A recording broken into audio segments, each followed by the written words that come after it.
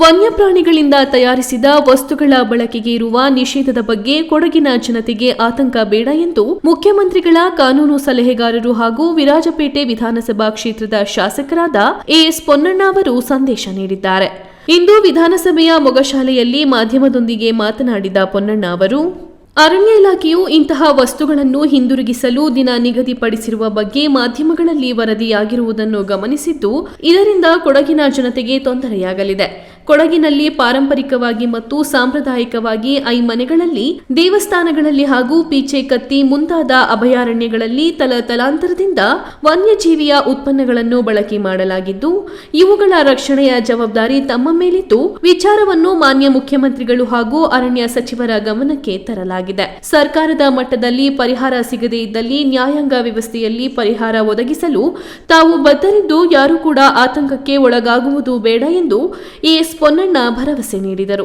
ಇವತ್ತು ಈ ಅಧಿನಿಯಮ ಬಂದ ನಂತರ ಹಲವಾರು ಕ್ಷೇತ್ರದ ಜನತೆ, ನಾಗರಿಕರು ತಮ್ಮ ತಮ್ಮ ಐಮನೆಗಳಲ್ಲಿರುವಂಥ ಈ ಸಾಮಗ್ರಿಗಳ ಬಗ್ಗೆ ಮತ್ತು ಕೆಲವು ಸಾಂಪ್ರದಾಯಿಕವಾದಂಥ ಉಡುಪು, ಈಗ ಪೀಚಕತ್ತಿಯಲ್ಲಿ ಕೂಡ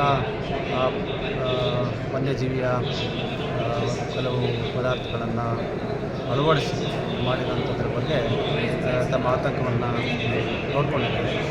ನಾನು ಇಷ್ಟವೇ ಹೇಳಲಿಕ್ಕೆ ಬಯಸ್ತೇನೆ, ದಯವಿಟ್ಟು ಯಾರು ಕೂಡ ಆತಂಕಕ್ಕೆ ಒಳಗಾಗಲಿ, ಯಾವುದೇ ಕ್ರಮವನ್ನು ಕೂಡ ತಕ್ಷಣಕ್ಕೆ ನಾವು ಜರುಗಿಸಬಾರ್ದು. ಈಗ ಏಪ್ರಿಲ್ 12ನೇ ತಾರೀಕುವರೆಗೂ ಈ ಅಧಿನಿಯಮದಲ್ಲಿ ಸಮಯ ಕಾಲಾವಕಾಶವನ್ನು ಕಾನೂನನ್ನು ಕೊಟ್ಟಿದ್ದಾರೆ. ಬಹುಶಃ ರಾಜ್ಯ ಸರ್ಕಾರ ಇದನ್ನು ಜನರಿಗೆ ಒಳ್ಳೆಯದಾಗಲಿ ಅಂಥೇಳಿ ತಂದಿರುವಂಥ ಕಾನೂನು ಅಂತ ಭಾವಿಸ್ತೇನೆ.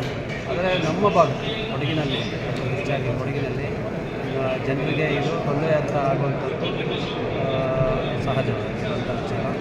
ಅದರಿಂದ ನಾನು ಈಗಾಗಲೇ ಮಾನ್ಯ ಮುಖ್ಯಮಂತ್ರಿಗಳಿಗೆ, ಮಾನ್ಯ ಅರಣ್ಯ ಸಚಿವರಿಗೆ ಮನವರಿಕೆ ಮಾಡುವಂಥ ಕೆಲಸವನ್ನು ಮಾಡಿದ್ದೇನೆ. ಅವರ ಗಮನ ಸೆಳೆಯುವುದನ್ನು ಕೂಡ ಮಾಡಿದ್ದೀನಿ. ಅದರಿಂದ ದಯವಿಟ್ಟು ಎಲ್ಲರೂ ಕೂಡ ಸ್ವಲ್ಪ ತಾಳ್ಮೆಯಿಂದ ಇರಬೇಕು ಅಂತ ಹೇಳಿ ಕೇಳ್ಕೊಳ್ತಾ ಇದ್ದೀನಿ. ಸರ್ಕಾರದ ಮಟ್ಟದಲ್ಲಿ ಇದಕ್ಕೆ ಪರಿಹಾರ ಸಿಗಲಿಲ್ಲ ಅಂತ ಹೇಳಿದ್ರೆ ಇದನ್ನು ನ್ಯಾಯಾಂಗದ ಮೂಲಕ, ಕಾನೂನಾತ್ಮಕ ಹೋರಾಟದ ಮೂಲಕ ಇದಕ್ಕೆ ಪರಿಹಾರವನ್ನು ತರುವಂಥ ಕೆಲಸವನ್ನು ಖಂಡಿತವಾಗಿ ನಾವು ಮಾಡುತ್ತೇವೆ. ನಮ್ಮ ಜಿಲ್ಲೆಯ ಸಾಂಪ್ರದಾಯಿಕವಾಗಿ ಹಲವಾರು ಶತಮಾನಗಳಿಂದ ನಡ್ಕೊಂಡು ಬಂದಿರುವಂಥ ಕೆಲವು ಪದ್ಧತಿಗಳಿವೆ. ಅದಕ್ಕೆ ಧಕ್ಕೆ ಆಗದಂಥ ರೀತಿಯಲ್ಲಿ ನಾವು ಕ್ರಮ ಜರುಗಿಸೋದು ನನ್ನ ಜವಾಬ್ದಾರಿ. ಅದನ್ನು ನಾವು ಮಾಡ್ತೀವಿ ಅನ್ನುವಂಥ ವಿಶ್ವಾಸ ಎಲ್ಲ ನಾಗರಿಕರಲ್ಲಿ ಇರಲಿ ಅಂತೇಳಿ ಈ ಒಂದು ಸಂದೇಶದ ಮೂಲಕ ತಿಳಿಸಲಿಕ್ಕೆ ಬಯಸ್ತಾ ಇದ್ದೇನೆ. ಸ್ವಲ್ಪ ಕಾಲಾವಕಾಶವನ್ನು ಕೊಟ್ಟರೆ ಇದಕ್ಕೊಂದು ಪರಿಹಾರವನ್ನು ತರುವಂಥ ಕೆಲಸ ಮುಂದಿನ ದಿನಗಳಲ್ಲಿ ಖಂಡಿತವಾಗಿ ನಾವು ಮಾಡ್ತೀವಿ.